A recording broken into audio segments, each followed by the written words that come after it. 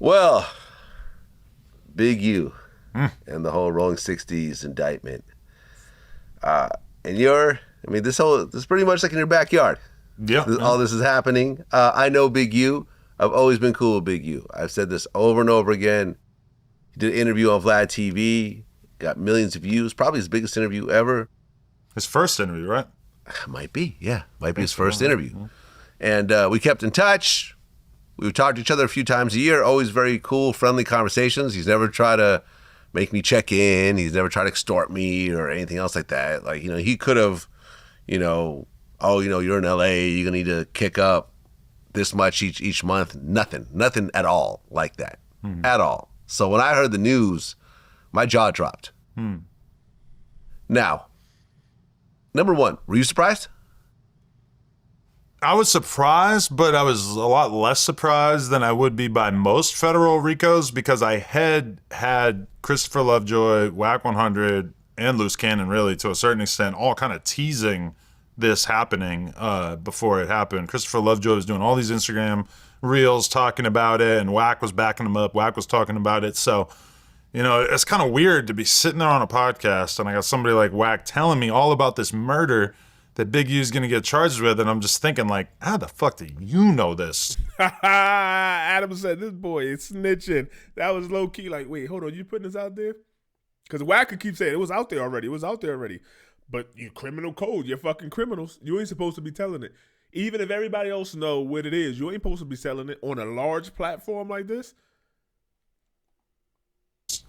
Before it's been announced by the cops. Normally the cops, or the feds in this case, want to make a big splash when they announce something so that it's more difficult for the people to make a run for it or to hide evidence, etc. And then one day it actually happened. And it was especially dramatic because the night before, I had finally got Loose Cannon and Brig Baby, who are both Rolling 60s members, but, it's a very large organization. So they were at odds for a long time. We finally got them on camera together for a nice podcast on the No Jumper show. And then 7 hours later, maybe 8 hours after we finished, their houses get raided and everybody. And once again, they used that last podcast in Brick Baby's bail denial or bond, whatever you want to call it, saying, Brick had a gun. He did the whole thing like this, putting his hand up, showing his gun, and people talking about allegedly. When they arrested him, he had that same gun on him and high-capacity ammunition. These people want to play like kids. They're 30, 40, 50 years old, some of these gangbangers, and they still want to play kid games. Did you do this? Well, technically. That's what allegedly mean. When I hear that, I think of a little kid saying, well, technically, I didn't touch it. I used a pencil to poke it. Like, we playing those games. That's not adult games. Gets picked up, which was very shocking. I mean, do you think that Wack talking about this murder and all this other stuff ultimately caused the feds to really look at it more carefully and turn it up a little bit? Because, well, look, it's already going viral on YouTube. Let's just take advantage of it and let's clout chase along with everyone else. Because, for example, we were just talking before the interview. I'm having this whole situation happen around me with Swerve Strickland versus Booker T and so forth. And I kind of was blamed as instigating this whole situation, which is nonsense, by the way. Me and Swerve have been talking. He was like, I stand behind what I say. Like, you didn't instigate anything. You asked a question, you quoted Booker, and I responded. But in the process, I brought up this guy, Chasen Rance, who was a registered sex offender with like a 12 to 15-year-old. And I brought up pictures of Booker T with this guy. And the next day, he was arrested for violating his registered sex offender guidelines. You're not going to tell me that's a coincidence. You're not. Like, this conviction was from way back. And suddenly, because his picture's all over and Yahoo Sports and Sports Illustrated is doing stories about what I'm saying, suddenly his probation officer was like, well, let's look into him. So do you think that Wack constantly talking about an unsolved murder that he claims Big U's involved in got the feds looking into this unsolved murder that Big U's allegedly... No, before he even answered, it helped them and confirm it. Probably got them to move and say different things on wiretaps, and that they were able to say, okay, let's move. Because remember, the parents of that boy told Wack, like, hey, they already looking. They got his DNA under the fingernails, maybe. They asked him to come in, and they looking to make an arrest in April, the end of March, April. No, but it damn sure expedited it, and it got other people to be scared, and loose cannon to be like, yo, why you talking about that? And Brick Baby and them do certain move. He definitely hit the first domino.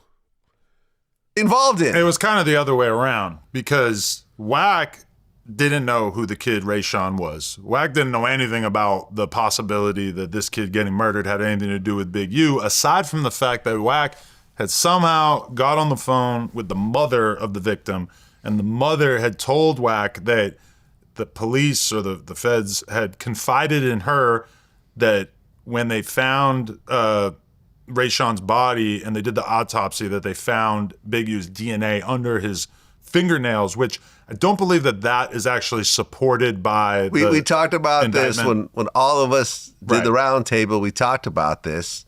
The paperwork says that the DNA under the victim's fingernails are inconclusive. Right. They may be Big U's, but it's inconclusive. But they're definitely not the other guys. But regardless, the victim's mother did tell Wack that, and I believe made a TikTok at one point, and that was a lot of what Lovejoy and Wack were basing this on. And so them drawing more attention to it. Lovejoy, is that 600? Could it maybe have caused the feds to hurry up and do the RICO before they might have wanted to? Possibly. That first domino. Boop, boop, boop. But he able to pretend, oh, I was saying it so I could give Big U a warning. You think he would have just called them or called one of his homies on the side and say, yo, get this to him. We heard this, blah, blah, blah. Make sure Big U know. You won't come out publicly and say that with hundreds of thousands, maybe millions of people hearing you say that. That is stupid. Wack is trying to go underneath his no snitching rules. Come on. And you saying it makes it seem true. He ain't say allegedly, like they all be allegedly. Nah, he was like, this happened, like it's a fact. Did they see Luce and Brick Baby both on a podcast together the night before, and did that make them want to hurry up and do the RICO a little bit earlier? It's possible. It could have. Yo, these motherfuckers friendly. They trying to get a story together on where they was and what is, and we don't know Big U, and we both gonna say the same thing. But then the feds put them in the same cell together just to hear them talk. I think they yapping like little girls in that cell together. But that being said, it's not like this was a street thing that Wack knew about. It was like Wack knew about it only in the sense that he heard stuff from someone associated with the victim. So Big U actually caught an additional charge for intimidating witnesses or something along those lines, because he made an Instagram video off his wife's phone right before he turned himself in which he was talking into the camera. And he said, like, y'all don't talk to these people. He basically blamed Lovejoy and Wack for getting him caught up, which is kind of silly. And but he also made it clear that he didn't want people cooperating based on him, and that was ruled, or that he's being charged. It hasn't been ruled, but that he's being charged with the idea that was him basically trying to intimidate. Yo, these rappers, podcasters are getting caught up like rappers. I can say this in my lyrics, and I can say this, and it shouldn't be used against me in the court. Yes, it should. Stephen King, and Alfred Hitchcock, some of the greatest directors in the world that ever lived, and they made some horror movies and everything else, and people died in them. The moment that they could trace a Stephen King or Steven Spielberg movie and some action or some mob movie, the moment they could trace that to something that actually happened, that they actually had a part of, what are we talking about? What is it, Stephen King that made It and all of them? And like, if they can trace It, and be like, yo, you know what? There was a real clown, and he really killed kids with a red balloon. How did Steven know that? And he really did kill a boy with a yellow jacket on. They gonna raid that motherfucker house and see if he had any contact with him, was he a part of it, whatever. So these rappers, you can sit there, I was last night, April 9th, I was in the hood and I shot through the nigga bedroom. They gonna go see where you was. And if somebody's bedroom was shot through, they're going to come and ask some questions to you. This is stupid. This is a childish game. We cannot do this, especially in the black community. We cannot do this. These gangbangers belong in jail. Big U belong in jail. If he was taking something that's supposed to be good in a neighborhood thing to get kids out of gangs, and you're a gang leader, and you're basically funneling the kids to the gang instead of away. Brick Baby talking about something. He want to slam his baby mama on the head and he want to kill her and he pointing a gun at his daughter and shit. Are we gonna? That's a disgusting human being. We gonna say, nah, free the homie.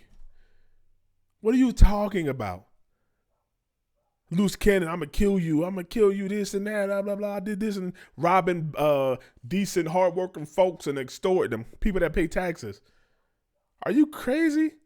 Lock them up, throw away the key. Come on, black community. We got to do better than that. We can't let these people be.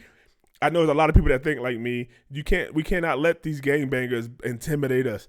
Go out, be a law-abiding citizen, get you a gun, carry a permit or whatever if you scared of these gangbangers because the shit is nasty. They're scared little kids.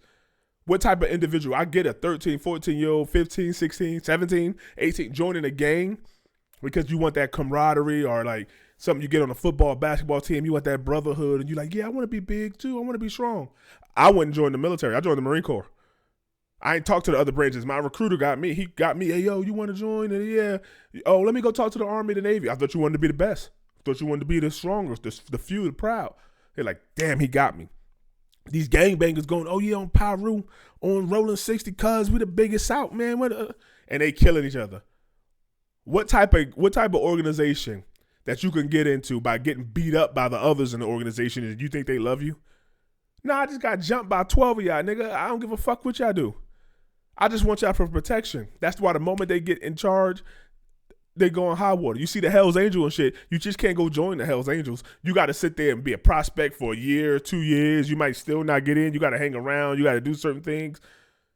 That's why they don't snitch on each other. They really fucking filtering their people. The mob, you got to sit there and stick around. You don't know if you're going to get made, if you ever going to get made, if the book going to open up. You might be sitting for 5 years, 10 years, and you not even a made man. You got to stand around, and they still snitch on each other, but it's rare. You got these black gangs, a 14-year-old, you jump them in, blah, blah, blah. Now you 30 going to do a crime with an 18-year-old who just got out of high school. You think he ain't going to tell on you when they give him 100 years? You crazy. Come on, we got to think better. They're not even thinking smart as criminals. I don't know what y'all think, Cave Dwellers. Like, share, subscribe, please. I'm trying to run it up. Just reached 1,000 subs. Thank y'all for y'all support, man. We got to get it right.